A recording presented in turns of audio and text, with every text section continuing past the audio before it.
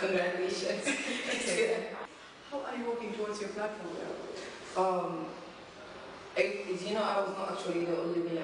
We were 3 queens, to be precise, and we have Williams, GMG, Calvin Williams Brown, the organizer. After the show, he actually sat us down and he wanted us to come as a group because it's two heads are better than one, as they always say. So if I individually want to stand and then do this, it might work or not work out of the expectations with everybody all together. So we sat and then we decided we want to have a project because Queen of Companies, it's about giving children, because it all started that paying that school fees for those kids, giving them that book fees, that uniform fees, paying something for them in cash. But then as a Queens, we might not be able to invest in cash, but in kind as well. So we told Williams that all of us will work on that project, 3 of us, each of us bringing our platforms together, bringing us strong, visiting schools, going to several places. And before next year's Queen of Company, inshallah, we will work on something and bring it to the public. Okay, that's beautiful. What are you doing individually? Individually. I have sites on Facebook, because Facebook sites, a lot of people show their love and support on Facebook. I would actually say thank you to all of them.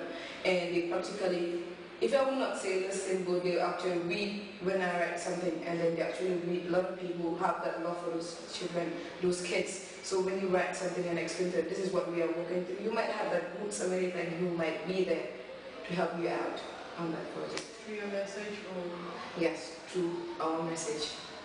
Currently we have so many young girls and children on the streets misbehaving, misusing themselves. What's your take in that? Well, you can actually judge a person by that person is on the streets, I guess. You practically have to know the reason why.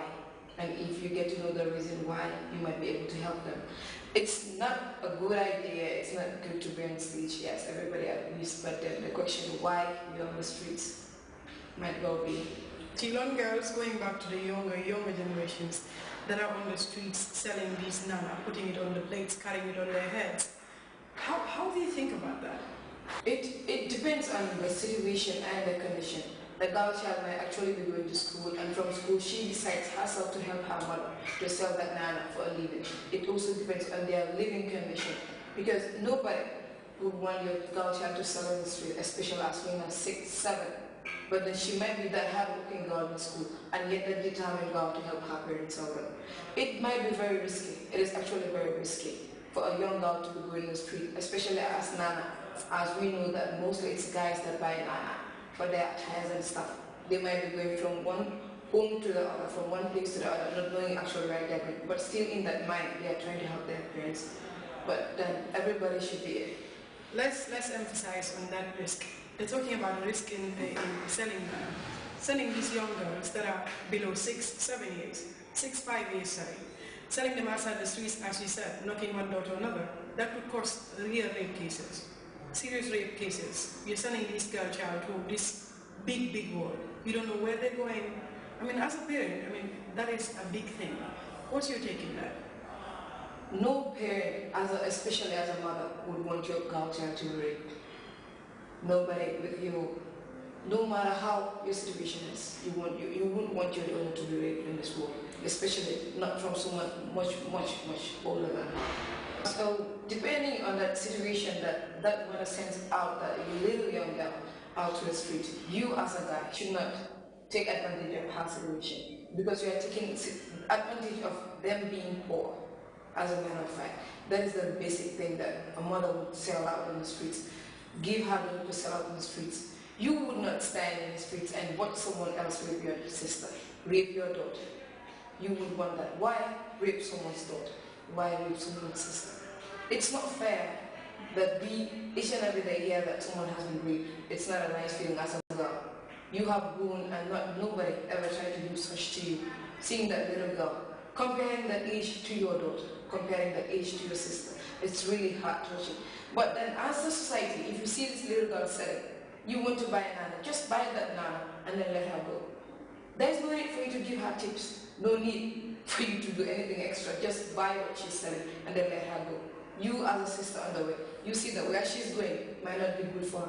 Lead her, hey, go this way, sell that way, and it might actually in one way or the other almost help someone out. Okay. Now, coming back to the crowd, how do you socialize with your neighbors? Oh, I live in Bursary, and I actually realized that there are a lot of people who live in Bursary with this Queen of Company things, because people, I would meet them in the streets and they would actually say, hey, congratulations. I would say thank you, just like anybody else, but it's still the same. Leave, go to work, go home. Bintu, like I said, where do you gather your confidence? I would say from schooling, because I attended Methodist Preparatory School in Banjo, and we usually had activities out of class, extracurricular. As a young kid, I would actually stand in front of my class and then represent them in debates and quiz, and as well as my junior school, but mostly my high school, Nusrat Senior Secondary School. I would stand in front of the assembly every day, every single day. Oh, in school then? Yeah, and then they had the students. We had more than 1,000 students, morning and afternoon, both of them. Both of the shifts actually. There were a lot of students. Sometimes any student could ask you any question, and you should be prepared to answer them. Were you? Yeah, I was the deputy head girl. It was not really very easy, but we had debates and quiz and dramas, and peer health groups, Red Cross, NAPSA, and all that. So you're part of so many organizations. Yeah, yes. Okay. Bintu, we had so many queens before who had wonderful platforms, but after they win, that was the end of it. How can you convince the people that you're different? Well, I guess first of all, before you choose a platform, you should know what it's about. In order to achieve something, you should believe in it. Everybody chooses a platform. Everybody talks about it, but can you really do what you say about it? I believed in my own platform. It was something that I have kept in mind, or it was something that I wanted to bring out to people, something I wanted to talk about. And then the Queen of Companies actually gave me that platform to tell people what I believe in. And it's something that I want to do, and hopefully I will achieve it. I actually believe in my platform and working towards it, because it's about having culture back in us.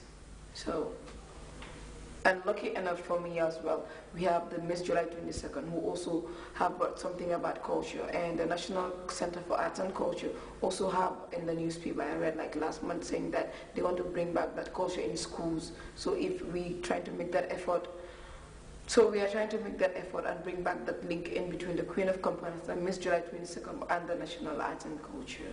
If I may ask, like me personally, what was your feeling that led you to talking about culture? You have so many platforms you could have chosen, with so many. Being a fresh graduate, still doing school. I mean, you could have talked about so many things. But why culture? Why? I think there's something that makes Africa distinct as culture, and its way of life, and its history. So it could be defined that culture is the way of life and the attitude, the social behavior of a group of people or society.